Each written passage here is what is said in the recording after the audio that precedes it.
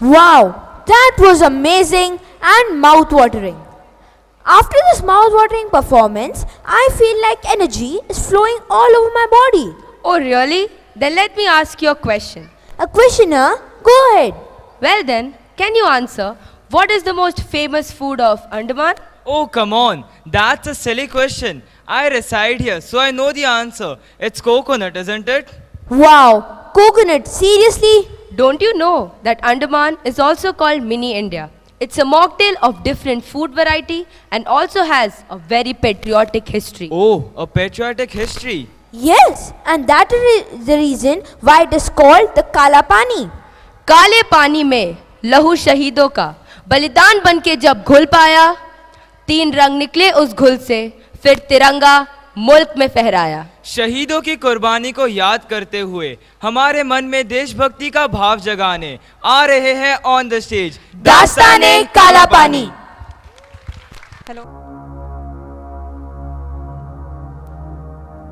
सैकड़ों वर्ष हिंदुस्तान अंग्रेजों के अधीन रहा. गुलामी की जंजीरों में जकड़ा हिंदुस्तान अपनी आज़ादी को पाने के लिए संघर्षरत रहा. कहाँ से शुरू करूं ये जुल्मों सितम की दास्तां, आज़ादी के पहलवानों की वीरता और त्याग की गाथा, जिन्होंने अपने बलिदान से इस मिट्टी के जर्रे जर्रे को तीर्थ स्थान बना दिया. 1857 में उठी बगावत की लपटों को कुचलने के साथ साथ फिरंगी सरकार ने 15 जनवरी 1858 को पूरे अंडमान द्वीप समूह को कैद खाने में बदल देने का फैसला किया. आइए देखते हैं इनकी एक झलक. वंदे मातरम, वंदे मातरम, इंकलाब जिंदाबाद, इंकलाब जिंदाबाद, वंदे मातरम, इंकलाब जिंदाबाद.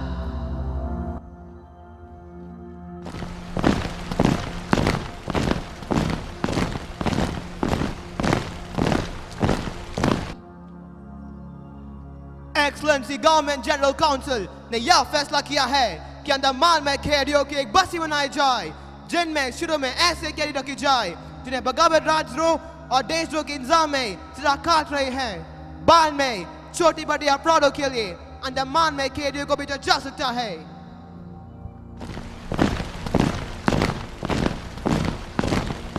वंदे वंदे इंकलाब जिंदाबाद, इंकलाब जिंदाबाद, वंदे मातरम.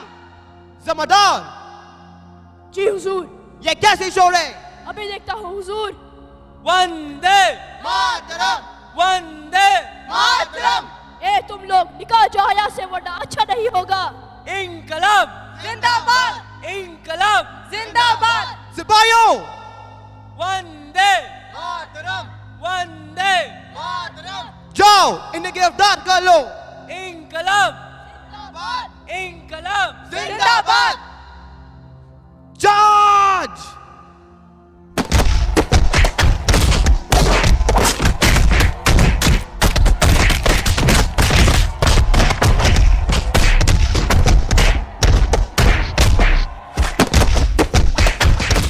इस तरह बगावत करने वाले वीरों क्रांतिकारियों को अंडमान भेजा जाने लगा. फिरंगी सरकार के खिलाफ बगावत की लपटें पूरे देश भर में भड़क उठती है. 1860 से 1872 के बीच बहुत से ओहाबी क्रांतिकारी अंडमान भेजे गए. इन्हीं में से एक था शेर अली, एक पठान. क्यों भाई शेर अली, आज यहाँ इतनी भीड़ भाड़ क्यों है? ओए, हमने सुना है फिरंगी सरकार का महासाब इधर आता है. हटो हटो, दिखता नहीं, लॉर्ड मियो की सवारी आ रही है. जी हुजूर, इधर से, इधर से. वेल बर्न, ये जगह तो बहुत खूबसूरत है. खास तौर पर यह फेमस हैरियट चोटी तो कमाल की है. वंडरफुल. वक्त का तो पता ही नहीं चला. योर एक्सीलेंसी, हमें खुशी है कि आपका सफर इतना अच्छा गुजरा. मैं सोचता हूँ कि इस खूबसूरती के बीच रहने के लिए मैं प्रेजेंट होने भी एक सबका देता. Yes Indeed. ये प्रेजेंट लोग इस खूबसूरती को नहीं देखते, वरना इस ताबू को प्रेजेंट नहीं बहिस समझते. हम तुमको खत्म कर देगा फिरंगी जालिम। कैदियों के साथ में सलूक करता है, हम तुमको। ओह माय गॉड, ये तो शेर अली है, सजा याफ्ता कैदी। जैसा कि होना था, शेर अली को पकड़ लिया गया और 18 मार्च 1972 को फांसी देने के लिए वाइपर आइलैंड ले जाया गया। सेरुला जेल के निर्माण से पहले खतरनाक कैदियों और महिला कैदियों को वाइपर आइलैंड में ही चेन से बांधकर रखा जाता था। कैदी यहाँ के वार्डन को ब्लैक मांबा कहते थे। जब शेर अली को फांसी देने के लिए यहाँ लाया गया तो उसे पूछा गया,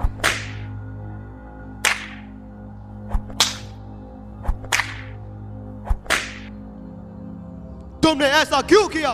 खुदा ने हुक्म दिया।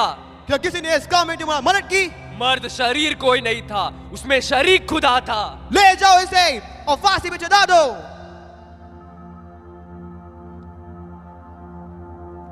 इस तरह शेर अली को वाइपर आइलैंड के फांसी घर में फांसी दे दी गई। शायद इसी घटना का असर था कि ब्रिटिश सरकार ने और कैदियों के साथ और सख्ती बरतने का फैसला किया।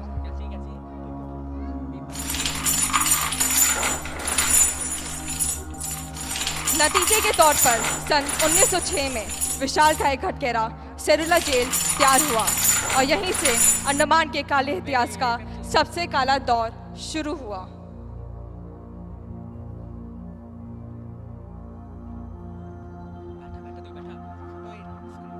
पंडित परमानंद शास्त्री हाजिर है। बटुकेश्वर दत्त हाजिर है। उल्लासकर दत्त हाजिर है। हर आदमी के दिल में स्वतंत्रता की जोत लबलबा रही थी। इस जोत को बुझाने का काम जेलर डेविड बैरी को सौंपा गया।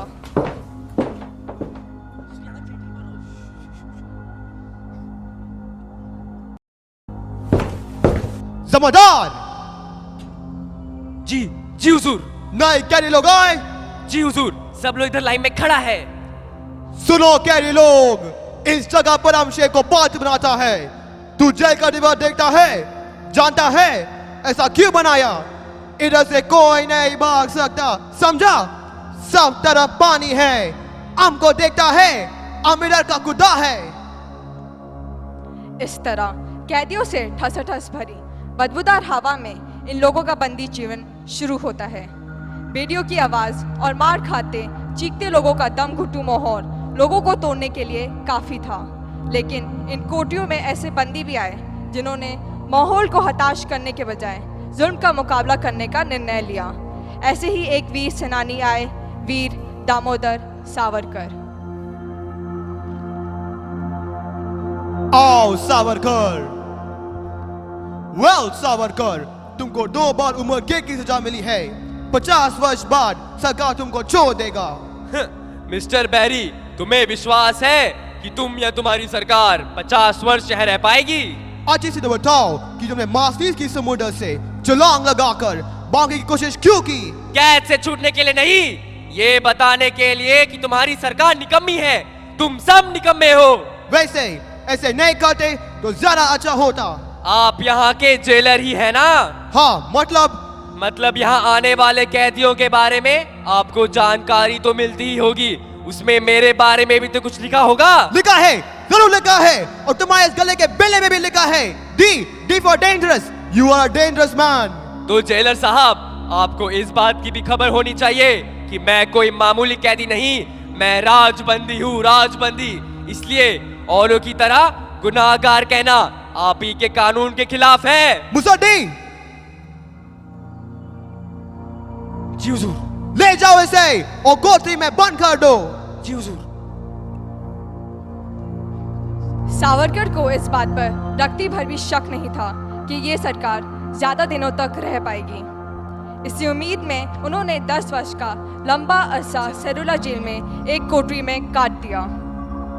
उन्हें खतरनाक कैदी मानते हुए इतने कठिन पहरे में रखा गया था कि उनके भाई गणेश को 2 वर्ष तक ये पता न चल सका कि वीर सावरकर भी उनके कदमों पर चलते हुए सेरुला जेल आ पहुंचे। कैदियों से फिरंगी सरकार को रिमांड मारकर काम करवाती थी। ये तुम लोग इधर चलो, ये नारियल के बोरे उठाओ। इस बोरे में 25 नारियल है और हर आदमी को 30 पाउंड तेल निकालना है। इतना तेल कैसे निकालेंगे?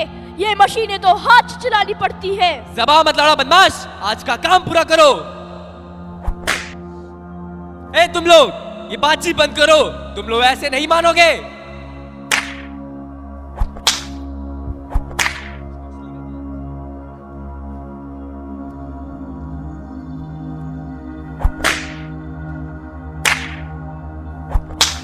जमादार, जी हुजूर। आज का कोटा पूरा हुआ। जी हुजूर, कुछ लोगों ने किया, कुछ ने नहीं। मारो इन्हें और मारो, और जिसने नहीं किया उसे कोटा मारो, सजा दो, काम पूरा करो। जी हुजूर, अभी करता हूँ। काम पूरा ना कर पाने की स्थिति में जमादार उन्हें सजा देते हैं और इन्हीं में एक कैदी थे उलास्कर दत्त, जिन्हें इतनी यातनाएं दी गई कि वे पागल सा हो गए और अंत में दम तोड़ दिए। तभी जेलर सावरकर से पूछता है,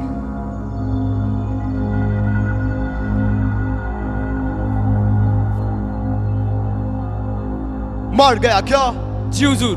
जाओ सावरकर को लाओ। जी हुजूर, अभी लाता हूँ।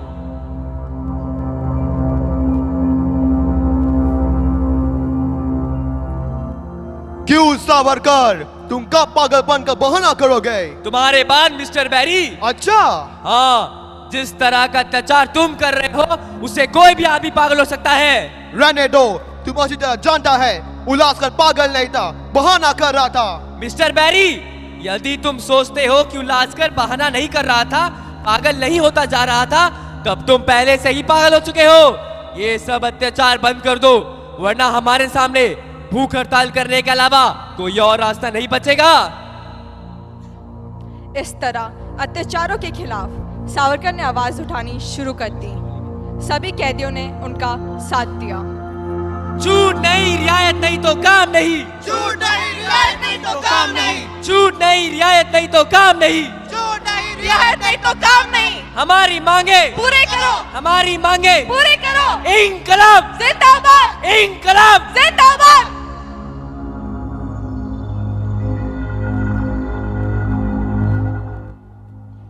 आखिरकार सरकार को घुटने टेकने पड़े और कैदियों की रिहाई के लिए उन्हें संवैधानिक सुधार करने पड़े। इसी क्रम में सन 1943 में नेताजी सुभाष चंद्र बोस का आगमन हुआ। अपनी अंडमान यात्रा के दौरान नेताजी ने सेलुलर जेल का मुआयना किया और 30 दिसंबर 1943 में जिमखाना ग्राउंड में आज़ाद भारत का पहला तिरंगा फहराया।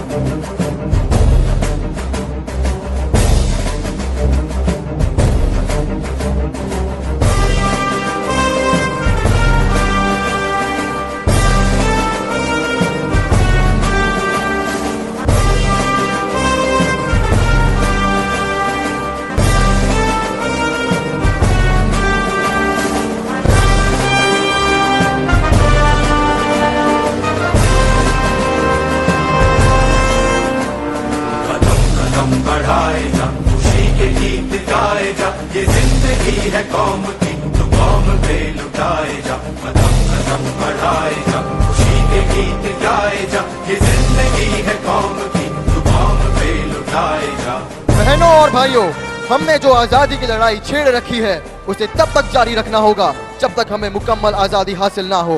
ये कोई नहीं कह सकता कि इस जंग में कितने लोग शामिल होंगे, कितने बचेंगे, कितने मरेंगे। कोई बात नहीं, हम जिंदा रहेंगे या मरेंगे, कोई बात नहीं है। सही बात यह है कि आखिर में हमारी कामयाबी होगी, हिंदुस्तान आजाद होगा। जय हिंद। दे सलामी इस तिरंगे को जिससे तेरी शान है। सर हमेशा ऊंचा रखना इसका जब तक दिल में जान है। भारत माता की, भारत माता की, भारत माता की।